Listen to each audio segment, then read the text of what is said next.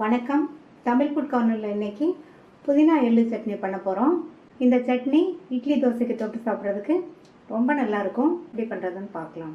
இது வரைக்கும் நம்ம சேனலை சப்ஸ்கிரைப் பண்ணாதவங்க சப்ஸ்கிரைப் பண்ணிவிட்டு பக்கத்தில் உள்ள பெல் பட்டனை கிளிக் பண்ணிக்கோங்க. ஸ்டவ்வில் பேன் போட்டு சூடாயிடுச்சு. அதில் 3 டேபிள் ஸ்பூன் வெள்ளை எள்ளை சேர்த்து வறுத்துக்கலாம்.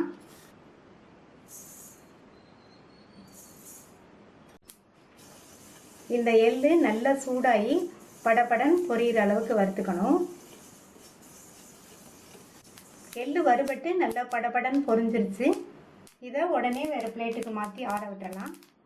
அடுத்து 1/2 டேபிள் ஸ்பூன் எண்ணெய் சேர்த்து எண்ணெய் சூடானதும் 5 பச்சை மிளகாவை கீரி சேர்த்து எண்ணெயிலேயே வதக்கிக்கலாம்.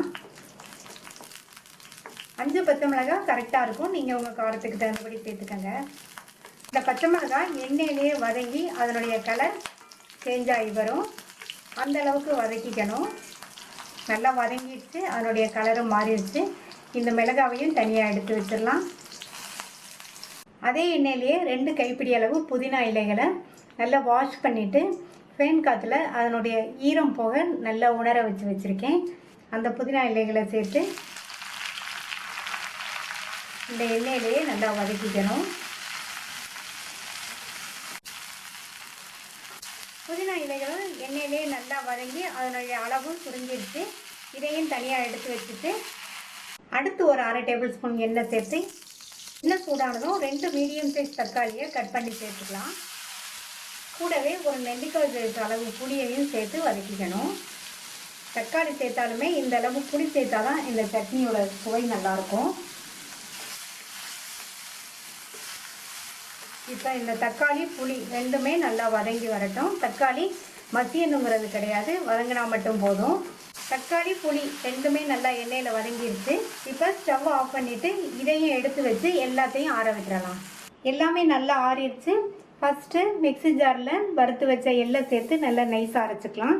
இந்த மாதிரி நைஸாக அரைச்சிட்டு அது கூட வதக்கி வச்ச பச்சை மிளகாய், 4 பூண்டு, இந்த சட்னிக்கு தேவையான அளவு உப்பையும் சேர்த்து மறுபடியும் இதை நல்லா நைஸாக அரைச்சிக்கணும். அடுத்து இது கூட வதக்கி வச்ச புதினா, தக்காளி, புளி இது எல்லாத்தையும் சேர்த்துட்டு இதில் கொஞ்சமாக தண்ணி சேர்த்து அரைச்சிக்கலாம். அரைச்ச சட்னியை இந்த பவுலுக்கு ட்ரான்ஸ்ஃபர் பண்ணிவிட்டு தாளிப்பு போட்டுடலாம். தாளிப்பு போடுறதுக்கு 1/2 டேபிள் ஸ்பூன் நல்லெண்ணெய் சேர்த்துருக்கேன். எண்ணெய் சூடாயிடுச்சு.